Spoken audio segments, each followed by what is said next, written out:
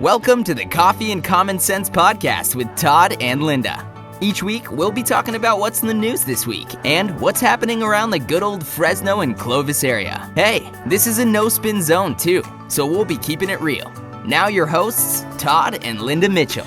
Hi, and welcome to Coffee and Common Sense with Todd and Linda. Yes, it is. So Linda and I decided that we would start a weekly podcast, which is now on YouTube. So it's kind of a video cast, And we will be doing that on Wednesdays. And we will just cover some of the topics of things that are going on and then just some common sense things that sometimes they kind of leave us, right? Yeah, not just a real estate type of discussion, but what's in the news and kind of what's the real news in terms of what we're seeing is happening out there in the world.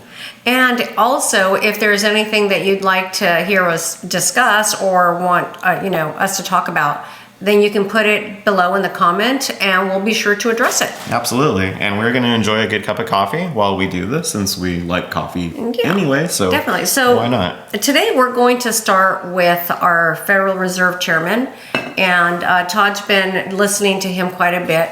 I just get the tidbits. I get the cliff notes from him, but he does a lot more research. So I'm going to let him take over right now. Yes, so it is an interesting financial and economic world that we live in right now. A lot of waves have been kicked up as of recent with the chairman of the Federal Reserve, Jerome Powell, who has been pretty vocal over the last couple of weeks, especially in the last couple of days. Notably, I believe yesterday, what's today? Today's March the 8th? Wednesday, March 8th. Okay, so March the 7th, Jerome Powell, the headlines are, Federal Reserve Jerome Powell warns inflation fight will be a long and bumpy road. And then he says specifically, Jerome Powell warned on Tuesday the central bank may have to push interest rates even higher than previously expected in order to curb those stubborn inflation rates. Although inflation has been moderating in recent months, the process of getting inflation back to the 2% threshold, which is what they're targeting, has a long way to go and is likely going to be a very bumpy ride, Powell told investors. Over the last year, the central bank has raised the interest rates 8 times in an effort to tamp down this out-of-control inflation. And it doesn't sound good for anyone. No, it doesn't. It's certainly not the good news message we would like to be sharing with people, but it's what's actually happening. And someone who I don't actually care for at all, Elizabeth Warren, she challenged Powell yesterday on this, and she said that he's gambling with people's lives, and I actually agree with her. I think it's the first time ever, but what she said, in a pointed exchange, Senator Elizabeth Warren challenged Powell about the potential job losses that could result from such aggressive rate hikes. She noted the Fed's own December forecast showed the unemployment rate climbing to 4.6% by the end of this year. Warren said that would mean putting 2 million people out of work. You are gambling with people's lives, she said. You cling to the idea that there's only one solution, to lay millions of workers off. So... Oh, hold on, there's more. Oh, all right. Unless you had something you wanted to... No, go for it. Okay. So the markets are hit hard by Powell's comments. Investors had expected the Fed to raise the rates by maybe a quarter of a percentage point at that meeting, but the odds of a larger half-point increase rose sharply after Powell's testimony. Powell also suggested that interest rates may ultimately have to climb higher than policymakers had predicted in December in order to bring inflation prices under control. Higher rates should help curb inflations, but the Fed's actions also risk sparking a recession and a rise in unemployment. So, quick little question here. Mm-hmm. So, do both parties agree that we're currently in a recession or that inflation? We're having inflation issues. Do both parties agree on that? Because last year it was like, no, we're not there. Yes, we are. Or no, we're not. Yeah, I think if you ask the Biden administration, they would still absolutely point to what a wonderful job that they're doing with this economy and how the measures that they're taking is actually helping. But when you look at, so the inflation numbers that came out, I believe, are at 6.3%. And granted, that is down from the height of what we saw last summer, which was 8%, 9%. But if you look out over the last 40 years, we are still tracking at a 40-year high. So here is what I would say. Here's where my common sense comes in. And many people are just, we want to believe this side, that side. We want to be hopeful in what we're thinking, right? Because that's the best way to address anything, is just to be hopeful and positive about everything. Here's what I would tell you to use is your common sense in the way that, are you paying more at the grocery store? Are you paying more at the gas pump? Are you paying more at the department stores when you have to go find something? And can you actually find what you're looking for? Yeah. I have to tell you, our department stores out here, our biggest one here in Fresno is Macy's. And Todd and I went in there yesterday, and quite honestly, I felt like I was at the cherry auction. Yeah, it looked like a thrift store. Everything is just tossed about. It's kind of shocking for whomever the management staff is to allow that at what was once known as kind of more of a higher end. And so I would say, don't trust what this side and that side is saying, because they just want to say what's going to make them sound like they're right. And everybody else, if you fall under their umbrella, then you should agree with them. But I'm going to question that and say, ask yourself, and what are you living through?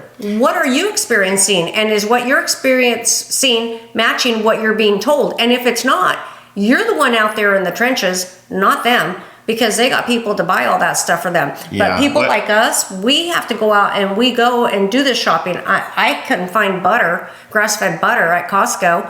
And so I'm going down to my local grocery store and I'm going to buy it there because I know they have it there. And, I may pay a little more, but I'm going to get what I want. So what are people experiencing in real life? I think, the best indicator of this is the dollar store.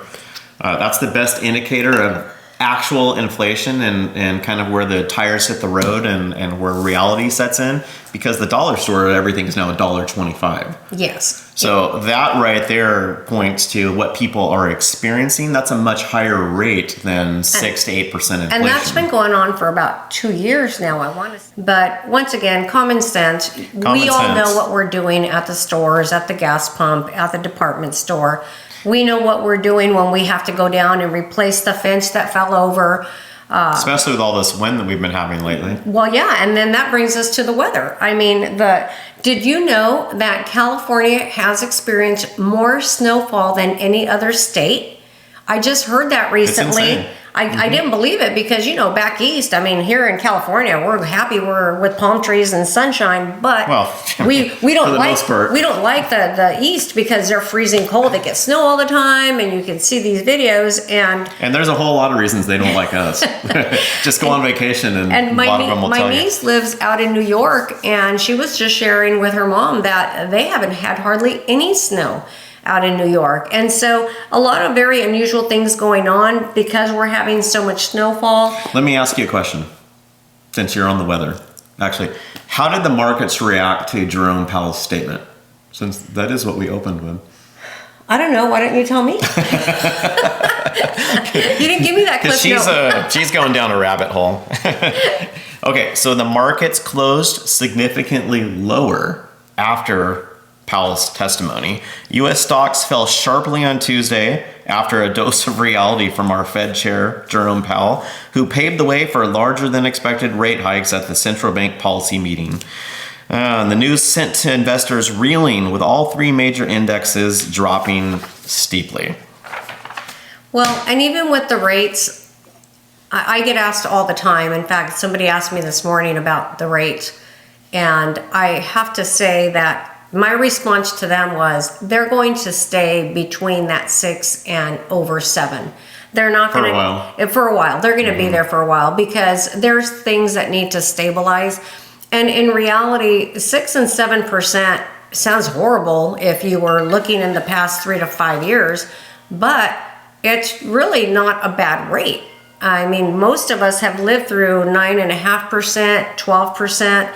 But the younger generations, the 30 and such, they don't remember that. But the rest of us do. New territory for them. And so it's really not that bad. I think what we need to consider is, do we need to find some place to live right now? Do we need a place to purchase? Or do we want to keep paying somebody else's mortgage? Because That's really what we're doing if you're renting. We're all in this together. So the next, probably this year, is going to be maybe a little bit of a rocky road. Yep. For most of us, unfortunately. So but save up. Don't do just mindless spending like me, going to the stores. I'm a shopper, and so I've had to curb that. But be careful with your spending. I want to ask you a question. So going back a couple weeks, if not even longer, a month, to Palestine, Ohio, where the train derailment took place. Yeah. Do you know, have you seen anything as of recent as what's going on with that? No, it just kind of all went away. Yeah, because everyone was talking about it. Now I haven't heard much. But I wanted to share a couple of things from Mike Adams, who is the CEO of Natural News. They actually have a lab where they test contents of food supply and things like that whenever it needs some sort of testing for FDA parameters and things like that. Independent testing. Yes. Instead of the government. The government does their own testing, but it's also nice to have independent testing from a lab that is not being paid by the government. Yeah, and so I am on his daily email list that gets sent out, and he has sent some things that I had no idea, and I really don't think are being shared in the news about exactly what has happened with that. But the Ohio train derailment toxic dioxin bomb is far worse than we realized. And what he writes here is that he says, "I am shocked to learn the horrifying facts about the toxicity of dioxins, which is a class of chemical compounds formed when chlorinated compounds are burned. The authorities who set fire to the vinyl chloride in Ohio have unleashed an ecological catastrophe that's causing a dioxin fallout on food, farms, families in Ohio, Pennsylvania, and other states. The maximum lifetime of safe exposure to dioxins is 1/10,000th the mass of a single grain of table salt. This means that if you get one drop of dioxin chemicals on you, you're in for massive cancer, infertility, spontaneous abortions, endocrine disruptions, etc. It's very bad news." So the part that caught my attention when you read that is the part where it said the authorities that caught the cart on fire. Mm-hmm. Why would they do that? I don't even understand that. If the train had derailed or was on its way to derail, why catch it on fire? That's a really interesting Especially thing. knowing that there's chemicals inside that train. So listen to what he says here. "The idea that this is being called a controlled burn by the media is beyond crazy. If you want to control chemicals, well, then you don't light them on fire in an open field and dispense the byproducts of combustion into the skies. That's not a controlled burn, that's setting off a chemical gas bomb. Oh, and the byproduct of this combustion, by the way, includes hydrogen chloride, which almost instantly grabs water molecules from the humidity in the atmosphere, creating hydrochloric acid, a highly toxic acid that burns lungs, flesh, even fish gills when absorbed into the water. And yes, it's highly water soluble." And I have seen many TikToks and videos of people out there with their throats itching. They're complaining, they're getting sick, they're vomiting. Mm-hmm. The fish, their pets are dying. Their pets are dying. The fish in the water are found belly up. You can throw a rock in the water and all these translucent colors come out from the bottom of the water. And the community there did apply for a state of emergency, and the president declined it.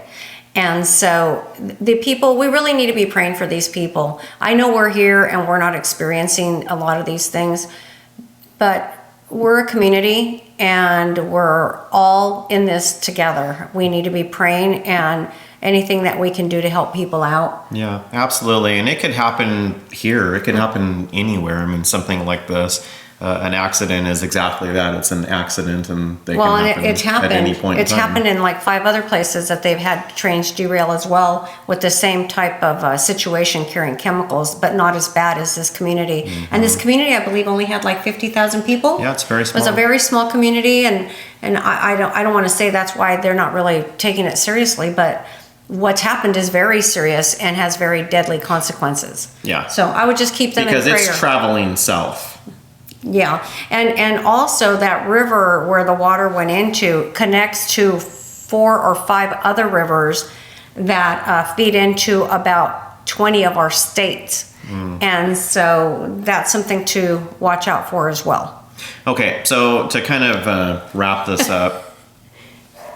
Give me some good news, Todd. Well, every Wednesday, I'm just going to go ahead and, since interest rates are such a huge topic of discussion, especially in real estate and what we do for a living, Mortgage News Daily, I have that up on my computer on a daily basis. And so printed it out for today. The 30-year fixed rate is at 7.01%. The 15-year fixed is at 6.46%. So if you can do 15% or 15 years, do 15 years. And then a 30-year FHA, 6.5%. So that obviously sounds a lot better than 7. And VA is right rounding the corner, right around there at 6.54%. Okay. Also, I have been keeping weekly tabs on my gas for my diesel Jeep. And last week, my diesel Jeep gas was $4.89 a gallon. And when I went in this week, it was $5.09 a gallon. Yeah, we haven't been paying under $5 a gallon for a long time. So how long was that you were back into the 4s? Oh, just last week. Only the 1 week? Oh, no. I had been in the 4s for about maybe 2 months. Oh, 2 months? Maybe 2 months. And now I'm over 5. And silly us, we bought this Jeep in June of 2021. 2020? No, 2021. Yeah, so it's going to be 2 years in June. And we bought the diesel for a couple of reasons. Number one, diesel gas is typically the least it's more inexpensive. Less expensive. And then the fuel economy on the Jeep is much better, but still, I mean, just shortly, a little bit after we bought it, the gas prices within 6 months. Yeah, that was unfortunate. But we love Joke's the Jeep, on us, so I guess. that's all right. We're all good. Okay, that wraps up the very first episode of the Coffee and Common Sense with Todd and Linda. So please give us a thumbs up, and we'll see you next week. Take care, everyone. Thanks for joining us this week on the Coffee and Common Sense Podcast with Todd and Linda. We hope you had a good time and look forward to seeing you all next week. Okay, that wraps up the very first edition of the Coffee with Todd and Linda and Common Sense podcast. I said that wrong. You did, again.